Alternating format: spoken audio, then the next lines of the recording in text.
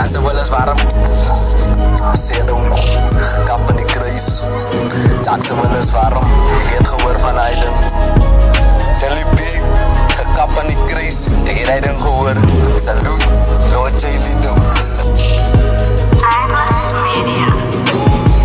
Gekap in die kruis, onschuldige mensen gaan dood. Jesus hang voor ons, de daden, die skuld was te groot. Die almachtige Abu moest zijn seun zo verloor het. Onze koning in die hemel, die aarde het woede. Wie leven hier op die aarde, wat ding is volmaakt. Jesus sterf voor onze zondes, die stories is waar. Baie pijn en bloed, so was die skuld gebetaal. Hulle skryf voor onze Bijbel en alles is waar. Die engelen hoor my, het wie opgestaan. Precies zoals hy dit gesê het hy opgestaan. Sy lichaam is weg, hy klip was geskuif. Hy was nie meer aan nie, sy tyd was sy tyd. Mense maak jou seer hier buiten met wapens en alles.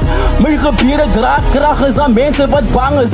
Vergewe my alles, my maker, my lig, my krag en my alles. Sy liefde is groot. Hulle sê ek is 'n sondaar, vat my en hang my aan 'n kruis. Hulle kap hom vas met spykers en as dorings aan sy kruis. Hulle lag om my, hulle gee hom water met asyn. Sy lichaam is die brood wat ons breek by nagmaal met die wyn. Hulle kap hom aan die kruis. Hulle kap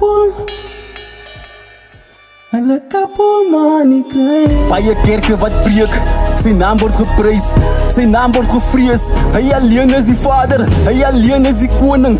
Ek kan bid die legende, sy misdaad in die hemel, laat die mense getuig. Die duivel 'n leenaar, hy lieg vir jou aanhou. Ek spreek genesing oor die mense soos aanhou en aanhou. Ek raak ook die moegie, sy krag is te veel.